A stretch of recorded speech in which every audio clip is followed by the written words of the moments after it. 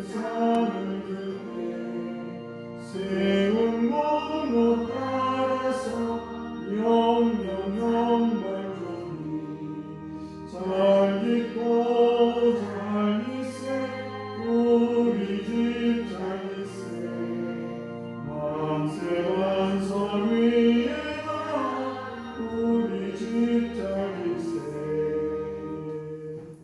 아멘. 오늘 이 새벽 우리 교신하는 말씀입니다. 요한복음 7장 14절에서 18절 말씀입니다.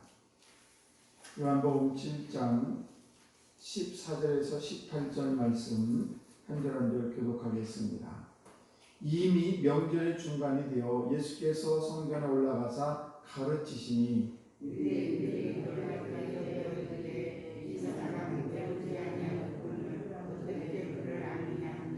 예수께서 대답하여 이르시되 내 교훈은 내 것이 아니요 나를 보내신 이의 것이니라.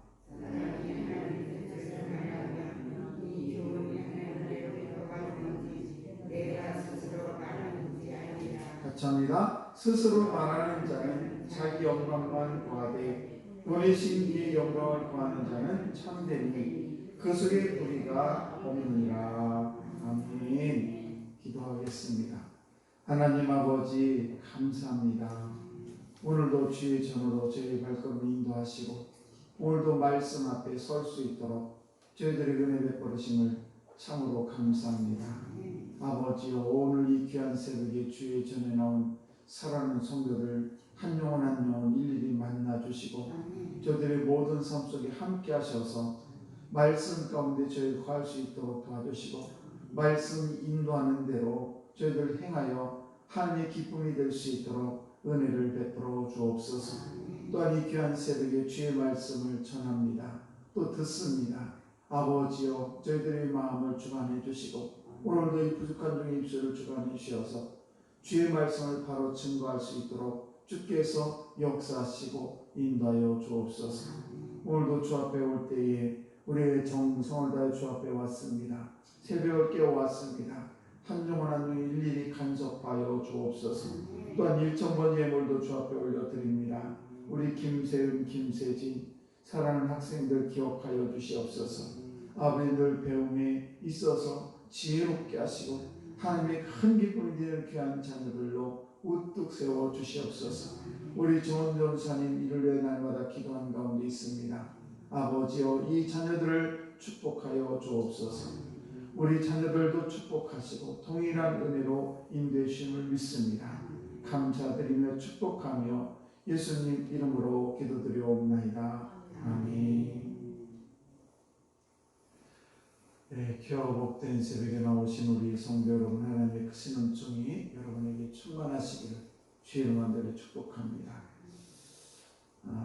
우리가 성경책이라는 것은 우리가 늘 새벽마다 갖고 다니고 우리가 또 집에서 읽고 여러 가지로 우리가 떼뺄 수 없는 것이 하나님의 말씀인 성경입니다.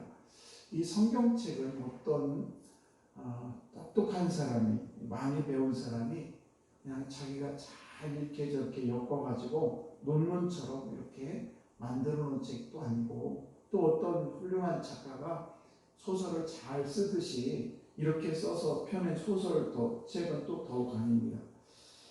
그러므로 우리가 살리는 것은 어떤 목사의 지식이 아니라 내가 가지고 있는 어떤 것이 아니라 하나님께서 내 안에 계신 성령님이 우리를 살리시고 그 말씀을 통해서 역사하실 때에 우리가 그 말씀을 들음으로 또 우리가 그 말씀을 듣고 그 말씀을 행함으로 하나님의 은혜가 우리에게 날마다 임하는 줄로 믿습니다.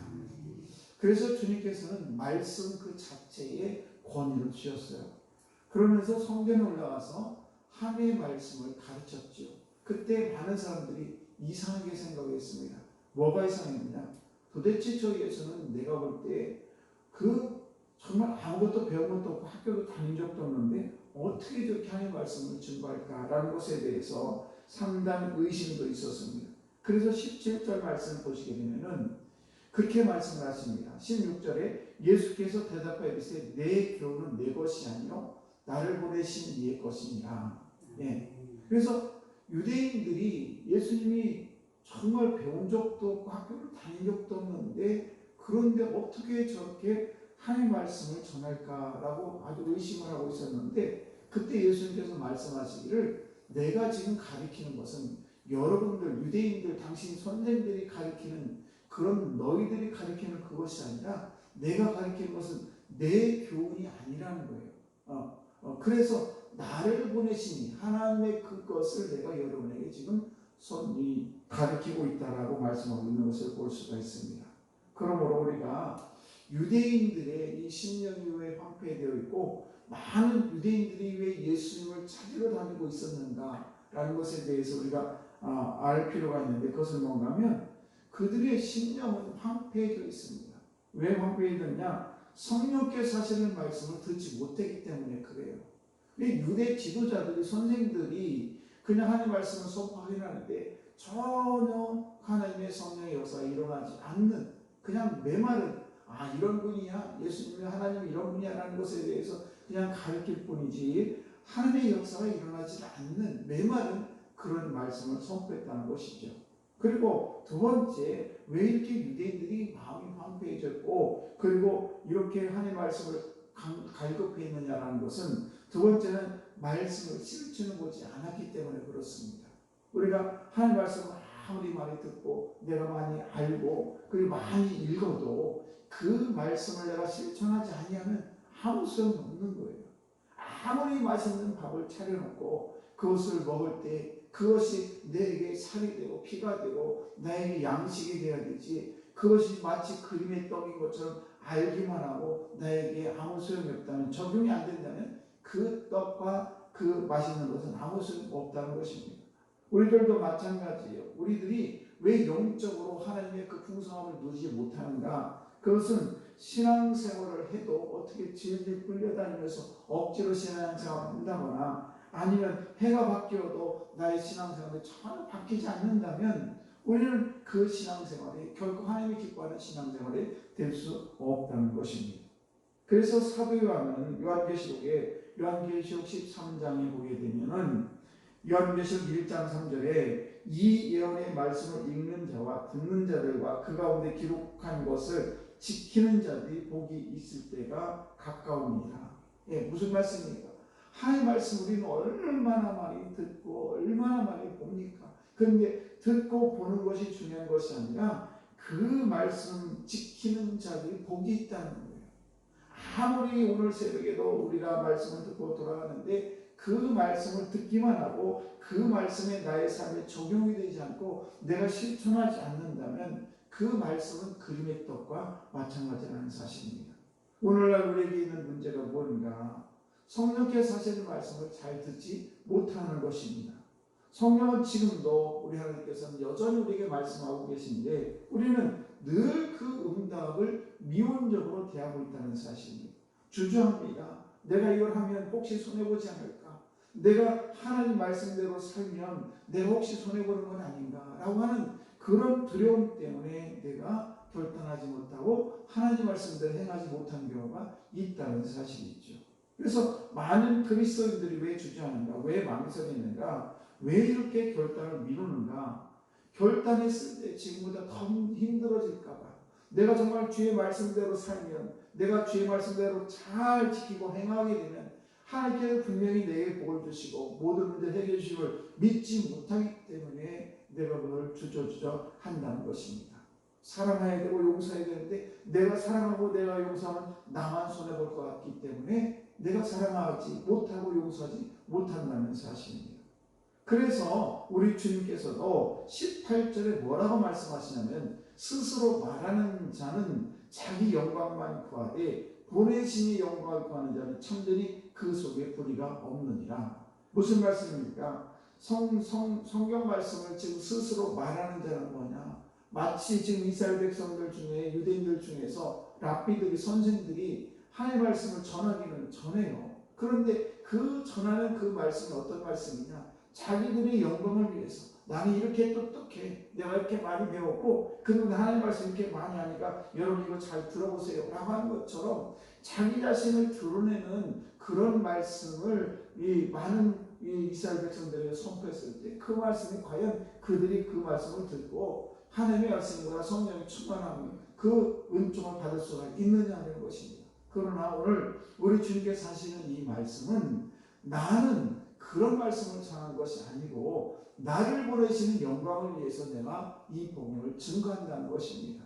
그러므로 백성들은 예수님이 무슨 말씀을 하시는지 무엇을 듣고 싶은지 다 알고 있지만은 이스라엘 백성들 중에 선생들은 그 하나님의 말씀을 자기의 영광을 위해서 자기를 드러나는 것에 의해서 복음을 증거하고 있었다는 사실입니다.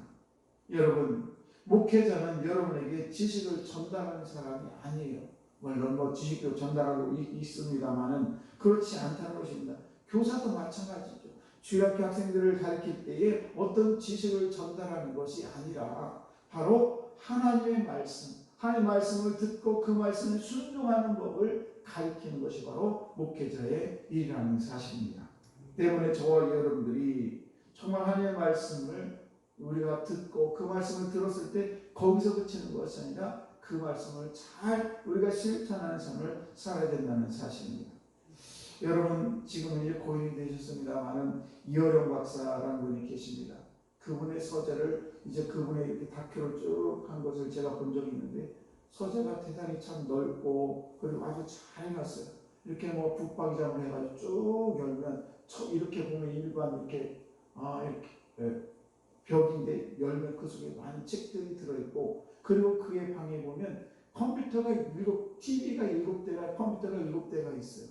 왜 7대가 있냐? 그 속에 수많은 정보를 듣고요. TV를 볼 때도 훌륭한다고 얘기할 수 있겠습니다만 TV를 막 6, 7대를 막 각 채널을 다 틀어놓고 그걸 본다는 거예요. 그러면서 거기에서 지식을 얻습니다. 우리가 이 교회를 다니는 것은 뭐냐? 지식을 얻으려고 하는 것이 아니에요. 지식을 얻으려면 그렇게 훌륭한 사람의 가르침을 받으면 지식을 얻을 수가 있습니다. 그러나 우리가 지식을 얻는 것이 아니라 우리 하나님의 성전에서는 하나님의 말씀을 듣고 그 말씀을 내가 실천에 옮기느냐 옮기지 않느냐가 중요하다는 사실입니다. 아무리 많이 들어도 아무리 많이 내가 배워도 그 말씀을 실천하지 않으면 아무 소용이 없다는 사실입니다. 오늘도 저와 여러분들이 성령께서 하시는 그 말씀에 민감한 여러분 되시길 주의 만들게 축복합니다. 참된 권위는 어디에 있느냐? 어떤 사람의 말이 있는 것이 아니라 성령께서 하시는 말씀 속에 있다는 사실을 꼭 기억하시고 오늘도 저와 여러분들이 제가 선포하는 이 말씀 속에서 성령께서 말씀하시는 그 말씀에 귀를 기울이시고 여러분이 또 제가 참된 성도로서의 삶을 아름답게 살아가는 저와 여러분들 다 되시기를 주의 이름으로 축복합니다. 기도하겠습니다.